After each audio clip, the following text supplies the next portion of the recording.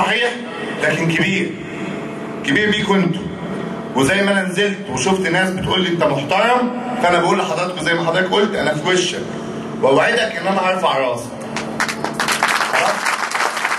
حضرتك فين اللي سالني سؤال؟ سالت سؤال بص، بالنسبه للعشوائيات انا بص حضرتك، انت مش هتقدر تحل مشاكل بالاسلوب اللي هو التقليدي، ان انا انزل اجيب زي ما الاستاذ احمد قال شقه وعين 5 و6 والكلام ده. عمر ما بقى دي هتتحل. انت محتاج زي ما قلت لك ثوره بجد بقى، ثوره جوانا احنا، ثوره هنا، ثوره في الافكار. ان انت تلاقي عضو مجلس الشعب نازل بيشتغل بايده، مش لازم اقعد انظف الشارع واقعد امثل زي بتاع البويه اللي كنا جايبينها، لا، انزل الراجل بينظف هبقى معاه وهو بينظف.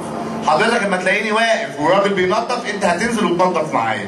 بالنسبه للعشوائيات والكلام ده حضرتك انا زي ما قلت احنا عندنا مباني كتير جدا، 6 اكتوبر دي مليانه مباني، المطار دي مليانه مباني، خلاص، بس احنا كنا ماشيين بعشوائيه. لو المباني دي كلها اتفتحت واتعملت مظبوط واديناها للناس، مش واحد يكون عنده 5 شقق ورايح ياخد شقه ثانيه في المطار، لا، شباب ما عندوش شقه دي يروح فيها. العشوائيات اللي حضرتك بتقول عليها دي لازم لها خطه كبيره، دي خطه دوله، خلاص؟ لكن احنا ممكن احنا اللي نبتدي نعمل الخطه دي ونقدر نعمل بدل العشوائيات دي مشروعات، بس لازم احنا اللي نساعد نفسنا.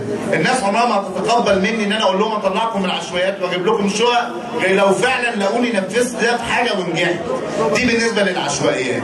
بالنسبه للزباله والشوارع والكلام ده، انا بقول لحضرتك دي تقصير من الدوله، تأثير من الناس، وبعدين بيجي ياخدوا مننا فلوس على الكهرباء، مش بياخدوا كهرباء